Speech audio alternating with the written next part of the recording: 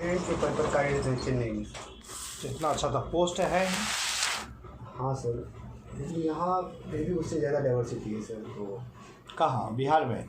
बिहार में सर, बिहार में डाइवर्सिटी किस जॉब में डाइवर्सिटी है? बिहार की जॉब में डाइवर्सिटी सर। तब ने बोला बिहार में डाइवर्सिटी है। Sorry sir. अच्छा, जीएसटी का फुल फॉर्म क्या है?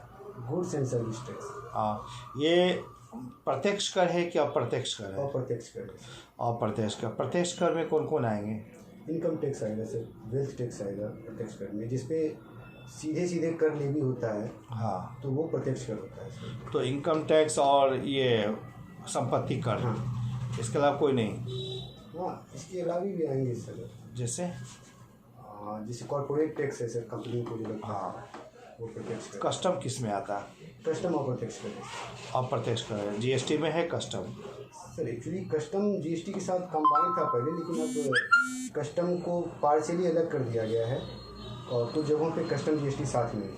सर इसमें पेट्रोलियम को जीएसटी में क्यों नहीं इंक्लूड किया गया? सर इसमें राज्य और केंद्र के बीच बेहतर समन्वय से ही इसे लागू करना था, तो राज्यों की सहमति नहीं बन पाई और राज्यों को लगता है राज्य को ऐसा क्या आपत्ति है? आपत्ति थी कि सहमति नहीं बन पाई। राज्यों के इनकम का ये बेहतर स्रोत था, इसलिए राज्य इस पर राजी नहीं हो पाए, इसलिए तत्काल इसको पेट्रोलियम को बाहर रखा गया जीएसटी से। या फिर पेट्रोल का डे बाई डे कीमत बढ़ता है तो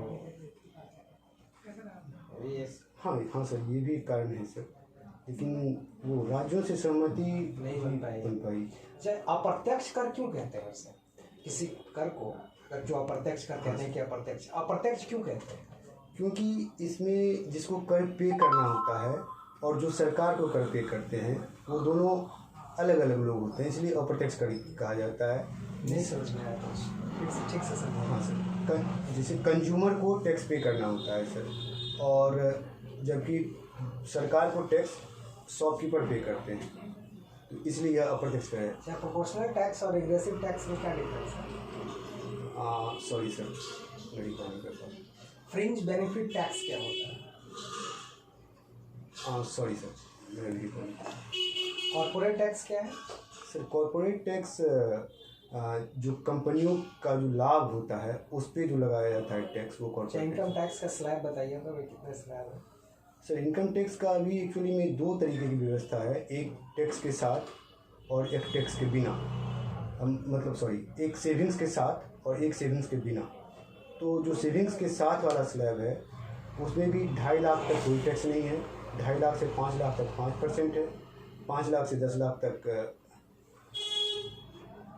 5 लाख से 10 लाख तक 20% है, उसके बाद 30% है। अच्छा, कई राज्य कहते हैं कि मुझे जीएसटी वाला हिस्सा दीजिए। अभी प्रधानमंत्री के साथ मुख्यमंत्री की मीटिंग हुई तो उसमें वेस्ट बंगाल के मुख्यमंत्री ने कहा मुझे जीएसटी वाला हिस्सा दीजिए। क्या मांगते हैं वो लोग कि ये अपना हिस्सा किस प्रकार का हिस्सा मांगते हैं? जबकि स्टेट जीएसटी और सेंट्रल जीएसटी अलग अलग है, स्टेट भी जीएसटी कलेक्ट करता है, तो फिर सेंटर से क्या मांगते हैं? सर एक्चुअली में जो क्षतिपूर्ति के लिए राज्यों को सेस देने की बात कही गई थी जो जीएसटी एक्ट था उसमें, और वही सेस जो है क्षतिपूर्ति, हाँ कंपनसेशन सेस। क्या कैसे क्षतिपूर्ति हो गई? मतलब राज्यों क्षति कैसे हो गई? राज्यों के जो टैक्स लेवी करने के जो अधिकार थे वो कर्टेल हो गए, मतलब अधिकार कम हो गए। अच्छा। तो इस कारण जो है वो सब केंद्र ने उन्हें आश्वासन दिया कि आपको हम क्षतिपूर्ति देंगे, और इसलिए उसी क्षतिपूर्ति की डिमांड अभी क्षतिपूर्ति की मांग करते हैं। हाँ क्या है ऑप्शनल पेपर?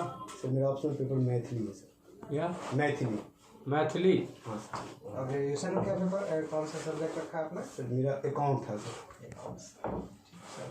मैथिली साहित्य के स्तंभ 3 कवि? सर सर्वप्रथम विद्यापति, महाकवि विद्यापति, चंदा झा, मनबोध। मुक्तिबोध की कोई रचना? मुक्तिबोध की रचना सॉरी सर मेरी पढ़ा। विद्यापति की प्रमुख रचना? विद्यापति की अवधि में रचना है सर कृति लता कृति पताका, और संस्कृत में विद्यापति की रचना है पुरुष विजय, गोरक्ष विजय, गंगा वाक्यावली, विवाह सागर। विद्यापति प्रतिनिधित्व करते हैं भक्ति काल का। हाँ सर। वो भक्त कवि कहलाते हैं। हाँ सर, वो भक्त कवि भी थे और उनकी रचनाएं श्रृंगार रस से भी ओतप्रोत थी, तो उनमें भक्ति और श्रृंगार दोनों ही उन्होंने कविता दोनों श्रेणी में। हाँ।